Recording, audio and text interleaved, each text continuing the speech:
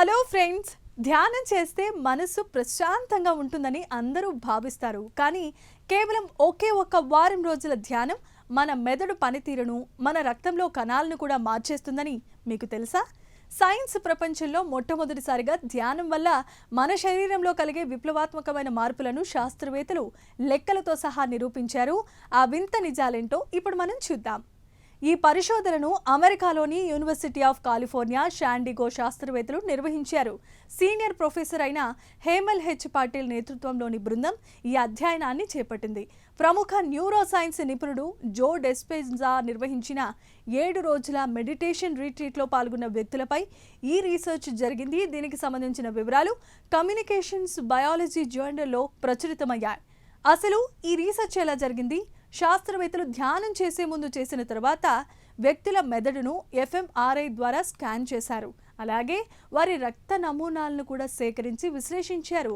ధ్యానం చేస్తున్నప్పుడు మన మెదడులో నెట్వర్క్లు ఎలా మారుతాయి, రక్తంలో ఉన్న రోగ నిరోధక శక్తి ఎలా పెరుగుతుంది అనే అంశాలను కూడా వీరు శాస్త్రీయంగా కొలిచారు.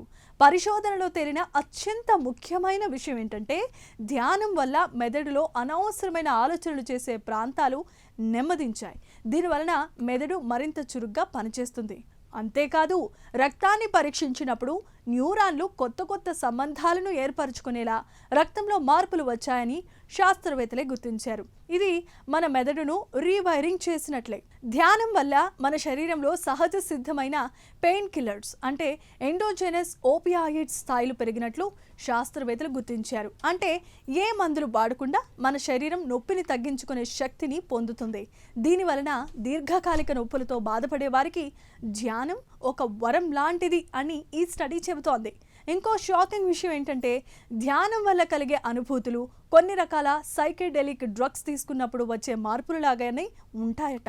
అంటే మత్తు మందులు లేకుండా కేవలం మనస్సును కేంద్రీకరించడం ద్వారా అలాంటి అద్భుతమైన స్థితిని మనం చేరుకోవచ్చని ప్రొఫెసర్ హేమల్ పటేల్ వివరించారు.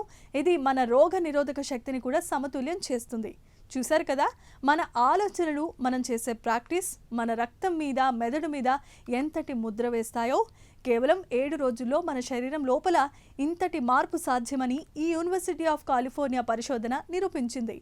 ధ్యానం అనేది కేవలం ఆధ్యాత్మికత మాత్రమే కాదు, అది పక్కా సైన్స్. ఇక ఈ స్పెషల్ ఫీచర్పై మీ అభిప్రాయాలు కామెంట్స్ ద్వారా తెలియజేయండి.